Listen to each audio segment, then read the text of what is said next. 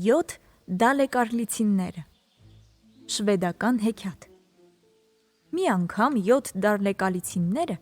որոշում են գնալ աշխարհ գալու։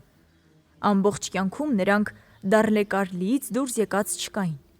Իսկ հիմա փափագում են մարդկանց տեսնել, իրենց ցույց տալ, երջանկություն գտնել։ Ինչու է գնում, նախատում են նրանց հայրենակիցները։ Օտար սովորություններին անծանոթ եք, բոլորովին կկորչեք։ Ոչինչ, պատասխանում են նրանք։ Մենք ուշիմ տղաներ ենք, գիտենք ինչն ինչոց է, չենք կորչի։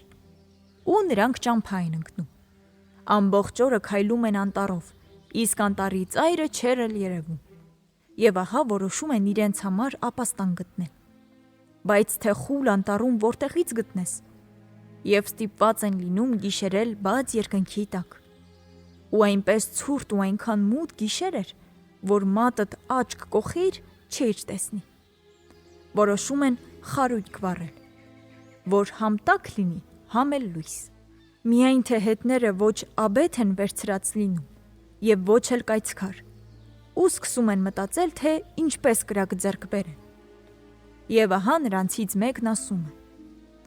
Ես լսել եմ, որ եթե առողջ մարդու ականջին ապտակեն, ապա նրա աչքերից կայծեր կթռչեն։ Թող ձեզնից մեկն ու մեկ ապտակի, իսկ ես աչքերից մոտ 4 տաշեղ կպահեմ։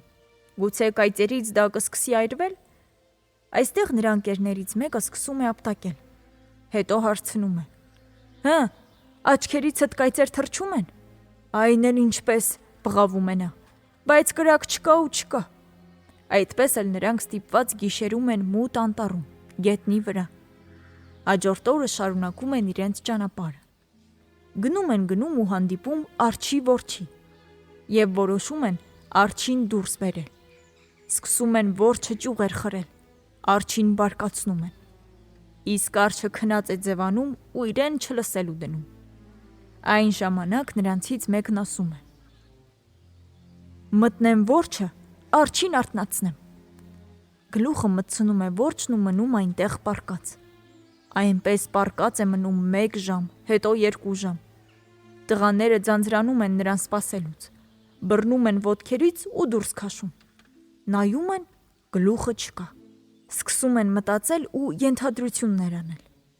Առաջ նա գլուխ ունեցել է, թե ոչ։ Մեկն ասում է ունեցել է, մյուսը ասում է, որ չի ունեցել։ Ոչ մեկը չի կարողանում ստույգ ասել։ Վիճում են ու հանկարծ նրանցից մեկն ասում է. Սպասեք, ես հաստատ գիտեմ, որ նա գլուխ ունեցել է։ Երեկ երբ շիլա էր ուտում, ձավարի 2 հատիկ կպել էր նրա մորուքին։ Այսպես նրանք շարունակում են 6 հոգով։ Գնում են